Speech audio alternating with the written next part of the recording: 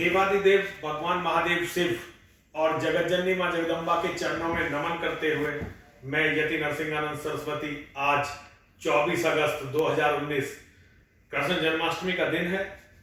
सभी सनातन धर्म के मानने वालों को कृष्ण जन्माष्टमी की शुभकामनाएं देता हूं।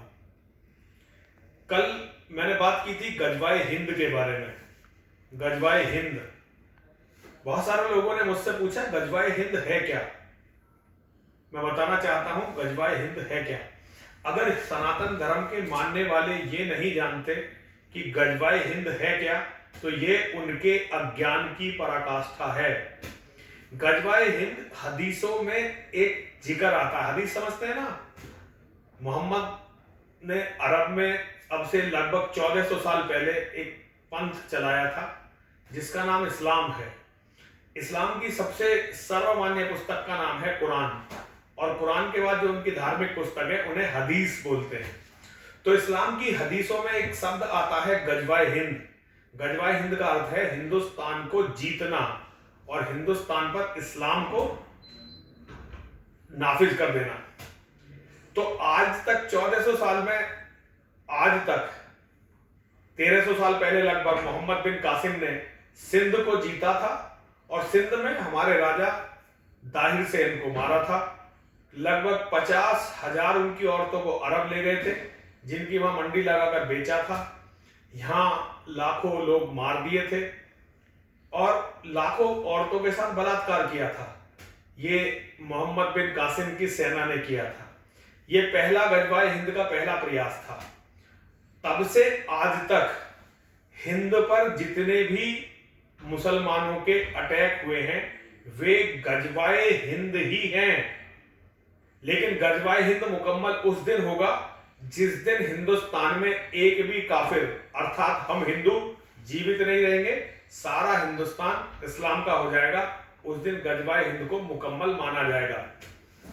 तो गजवाए हिंद को जो हिंदू नहीं जानता, ये इस्लाम का सबसे बड़ा सपना है। अगर हिंदुस्तान एक बार फिर इस्लाम के कब्जे में चला गया और वहां उन्होंने सारे काफिरों को मार दिया, काफिर मतलब हमें, हमारे बच्चों को, हमारी महिलाओं को मार दिया, तो फिर पूरी दुनिया को जीतना उनके लिए एक छोटा सा काम रह जाएगा और फिर वो पूरी दुनिया को जीत लेंगे। तो जो हिंदू गजवाए हिंद को नहीं जानता, मैं उस पर तरस खाता हूं।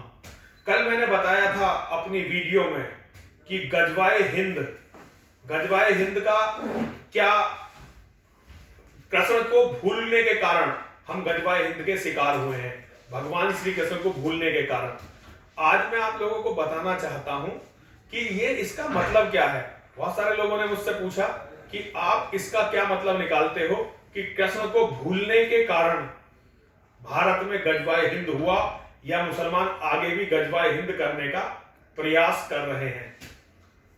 देखिए, भगवान श्री कृष्ण को अगर समझना है तो सबसे पहले आप महाभारत के एक श्लोक को समझिए।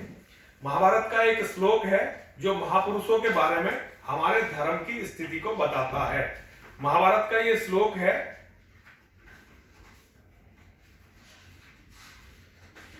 तर्को अप्रतिष्ठा श्रुतियो विभिन्ना नासो मुनिर्यस्य मतम न भिन्नम धर्मस्य तत्वम निहितम गुहायाम महाजनो येन गते से पंथा। तर्क के द्वारा हम धर्म का निर्णय नहीं कर सकते। जितनी भी पुस्तकें लिखी गई हैं, जिन्हें श्रुतियां कहते हैं या स्मृतियां कहते हैं, वो ऐसी कोई दो पुस्तक नहीं है जिनमें कुछ ना कुछ भेद ना हो। ऐसे कोई भी दो ज्ञानी, दो मनस्वी, दो यशस्वी, दो हमारे ऋषि मुनि नहीं हुए हैं जिनके मत में भिन्नता ना हो। अब करा क्या जाए? इन मतभेदों के कारण जो धर्म का तत्व है वो गुप्त रह गया है। अब साधारण मनुष्य उसे समझ नहीं सकता। तो मनुष्य के लिए कार्य क्या है?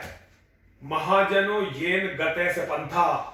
जिस रास्ते पर हमारे बड़े, हमारे अवतारी पुरुष, हमारे बड़े लोग गए हैं, उसे ही हमें चलने योग्य मार्ग मानना चाहिए। यही मेरा धर्म कहता है। और जब सनातन धर्म की बात होती है तो सनातन धर्म में भगवान श्री कृष्ण से बड़ा ना कोई हुआ है, ना ही कोई होगा। भगवान श्री कृष्ण के समकक्ष यदि हम महापुरुषों को मानते हैं तो हम भगवान राम को मानते हैं, हम परशुराम जी को मानते हैं, हम बजरंगबली हनुमान को मानते हैं, और इन्हीं के तुल्य हम अगर मानते हैं तो हम आचार्य चाणक्य को मानते हैं।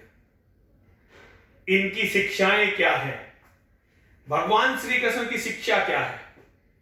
बहुत सारे लोग आज भगवान के नाम पर बड़ा वितंडा करते हैं, बड़ा पाखंड करते हैं, लेकिन भगवान के जो सबसे प्रिय लोग हैं उनकी स्थिति को आप देखेंगे तो आपको महाभारत पढ़ना पड़ेगा, और महाभारत में भगवान का जो सबसे प्रिय है वो महावीर कर्ण है।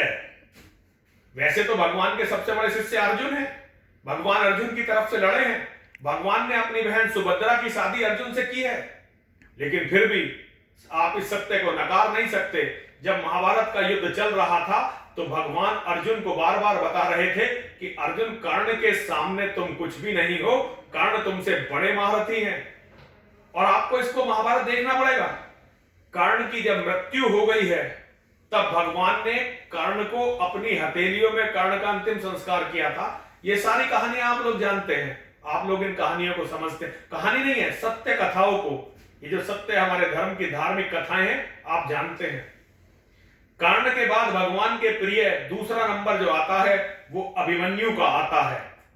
भगवान की सबसे प्यारी बहन सुभद्रा के पुत्र, भगवान के परम शिष्य अर्जुन के पुत्र, यदुकुल के गौरव, क्योंकि यदुकुल के भांजे थे, और कुरुकुल के गौरव, दोनों कुलों का गौरव अभिमन्यु, वीर बालक अभिमन्यु। भगवान ने अर्जुन को धरती का सबसे बड़ा महारथी बनाया। भगवान अभिमन्यु के गुरु थे। बचपन में छोटे से को अभिमन्यु को अपने पास ले गए थे, और अभिमन्यु को सारी युद्ध की शिक्षाएं भगवान श्री कृष्ण ने अपने आप दी थी, और उन्होंने अभिमन्यु को धर्म के लिए, बलिदान के लिए तैयार किया था, राज्यारोहण के लिए तैयार नहीं किया था, सम्राट बनने के लिए तैयार नहीं किया था, महात्मा तपस्वी मनस्वी बनने के लिए तैयार नहीं किया था। उन्होंने अपने सबसे प्रिय भांजे, अपने सबसे प्रिय शिष्य को तैयार किया तो बलिदान के लिए तैयार किया था। आज हम श्री कृष्ण के नाम पर जो भी करते हैं, हम श्री कृष्ण की सच्ची छवि नहीं बताते हैं। श्री कृष्ण नाम है बलिदान का, श्री कृष्ण नाम है धर्म की रक्षा का, श्री कृष्ण नाम है शत्रु को समूल मिटा देने का। यदि हम इन बातों को भूल जाते हैं तो हम शत्रु पर विजय की कामना नहीं कर सकते। यदि हम भगवान श्री कृष्ण की बातों को भूले नहीं होते तो किसी भी स्थिति में हमारी ये दुर्गति नहीं हुई होती। मेरी ये बात रोज मैं कहीं भी बैठूंगा, लेकिन मैं अपनी ये बात आपको समझाने का प्रयास करता रहूंगा। जहां तक भी मेरी बात जाए, मैं हिंदुओं को भगवान श्री कृष्ण, भगवान राम, भगवान परशुराम के चरित्र के माध्यम से ये बताऊंगा कि हिंदुओं ने यदि अपने धर्म को समझा होता, सनातन के मानने वालों ने यदि अपने धर्म को समझा होता तो आज हमारी ये दुर्गति नहीं होती।